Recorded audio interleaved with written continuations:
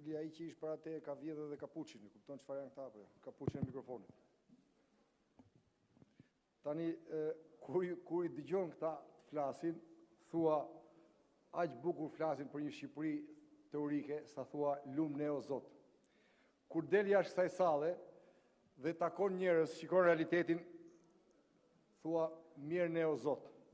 Kështu e keni këta ndisur këtë vend. Sot nuk e kam ndërmend të merrem gjatë me raportin e Dashit, pasi që të mos na paragjykoni se na keni akuzuar sikur ishim ne mbështetës të Magas, ne mbështetës të Trumpit, ishim kundër integrimit të Europës, ishim kundër Europës. Sot pra po merrem me Europën. Me raportin e Komisionit Evropian.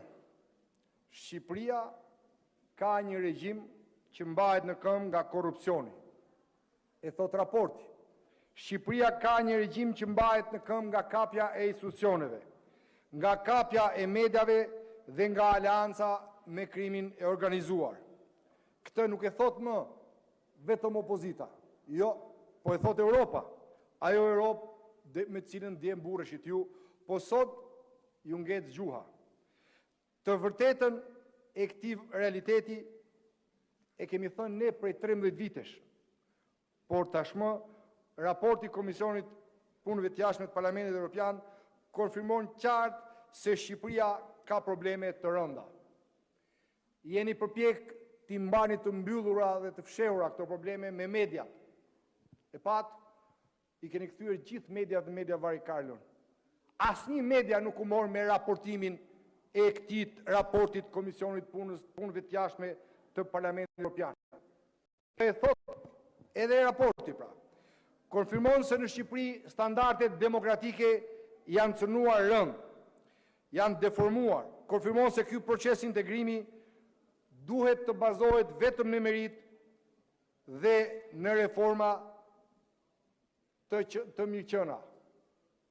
Nuk është çështja e integrimit ton, siç thot kreu juaj, që është një çështje mes Komisionit Evropian dhe vendeve anëtare. Jo, është një çështje që ka të bëjë vetëm me Shqipërinë, me ecurinë e reformave dhe të progresit dhe demokracisë në Shqipëri. Po ky raport çfarë konfirmon? Konfirmon atë që kemi thënë ne, që administrata shtetërore është përdorur dhe përdoret në funksion të partisë në pushtet, që zgjedhjet nuk ishin të lira, që presioni mbi votuesit dhe blerja e votës prevaloi. Ky raport konfirmon mungesën e barazisë në garë dhe kapjen e shtetit nga partia. Europa ju kërkon që në Shqipëri të ketë media të lira dhe jo media vari Karlon. Ajo ka konstatuar se situata e mediave është për të dëshiruar shumë. Ju nuk keni pse shqetësoheni kur themi ne këtë. Ju e shihni shumë mirë, çdo qytetar e shikon. Në këtë vend, po ti dëgjosh media tuaja të kapura, njëra me koncesione, tjetra me tendra, tjetra me kulla, tjetra me gjëra, do thuash sa keq po qeverisë Partia Demokratike. Po, sepse s'merren as i sekond me çështjet e qeverisë. Por po vazhdojmë. Raporti thekson se në Shqipëri nuk garojnë partitë politike. Në Shqipëri garon shteti, krimi, kartelet dhe kundër një force politike e cila përpiqet të bëjë aleancë vetëm me qytetarët. Raporti konfirmon se sundimi i ligjit dhe institucioneve demokratike janë kushte të domosdoshme për të ecur. Pra, është një sinjal i madh që problemet janë shumë të rënda. Parlamenti, për shembull,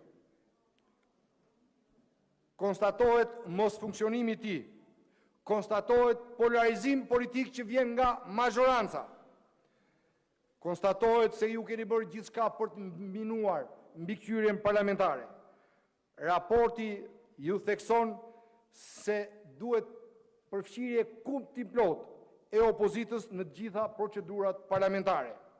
Pra, me fjalë tjera, raporti ju thot që ju në këtë parlament opozitën se keni trajtuar si kundërshtare politike, po e keni trajtuar si armike dhe kështu nuk mund esni më. ju ka dalë zbuluar. Pra në çdo vend demokratik, raporti thotë që qeveria i përgjigjet parlamentit. Vetëm në Shqipërinë e Edi Ramës ndodhe kundërta. Parlamenti i rrin gatitu qeverisë.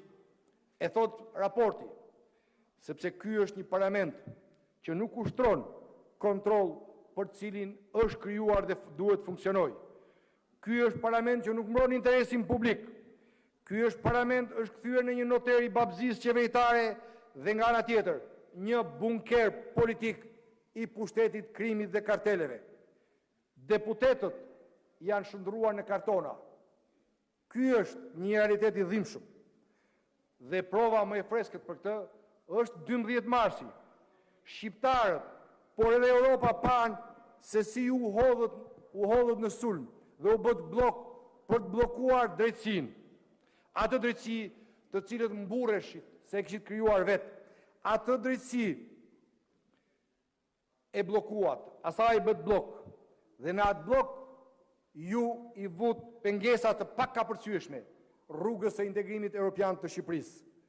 Sepse shqiptarët dhe ndërkombëtarët tashmë e pan se si u bë mburoj politike për të mbrojtur korrupsionin. Pan se si ju bë gjithçka për të refuzuar dhe bllokuar transparencën. Europa, por për fat keq, jo ambasadori i saj këtu ka parë se si u mbyll dera për hetimin edhe minutat e zonjës Vokshi se s'është. Europa pa se si ju i mbyllët syt për hetimin parlamentar. Ajo pa se fundi i pandëshkueshmërisë që ju citonit erdhi si fundi i drejtësisë. Pra Europa dhe jo ambasadori i saj këtu pa që sot keni një shumicë që nuk mbron qytetarin, po mbron kusa.